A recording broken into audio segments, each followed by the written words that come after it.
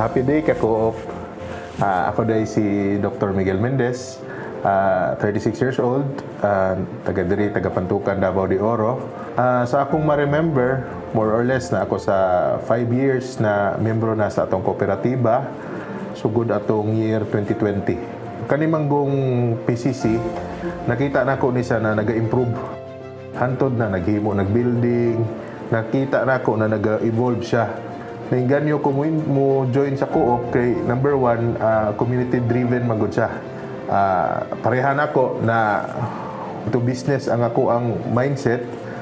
Mas nasa mga offering na gamay ang interest, dako pod ang balik sa savings at the same time na atay mga patronage na mga benefits.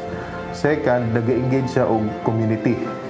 So kumbaga pa, co-owner ang tanang membro. Second, kung co-owner ka, wala bag appeal mo sa mo decide asa padulong ang ato ang direksyon sa co-op. So at the same time, dakong tabang sa komunidad. Nami unang loan katong expansion sa isa ka restaurant, yung nang dito Portside, nag-expand diya gamay. Then after ato, timing po na nag-open ko og clinic, nahuman ako tong loan, then kaning clinic, ako na habang nagkadako manggod ang clinic, mas dako pong kailangan, mas daghan pong service na ma-offer.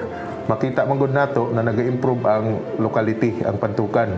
So kung mag-boom ang lugar, mag-boom po ng tao. Magtaas ang population, magdaghan po ang demand sa services. So nakita po nako na kailangan og sa mga Pantukenyo og mga daghang doktor. So dako sang tabang kay katong mga doctors po na espesyalista, muanhi sila diri kinaanay facility. So tanan naka-benefit. So definitely hinahinay nagpasaka.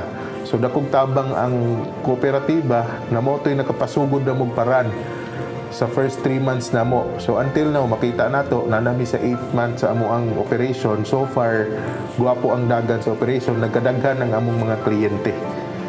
Daghang salamat PCC-NPC sa pag-alagad sa mga tao, ikaduha sa paghatag o pag-support sa amuang mga negosyante para daghan puming matabangan sa mga localities.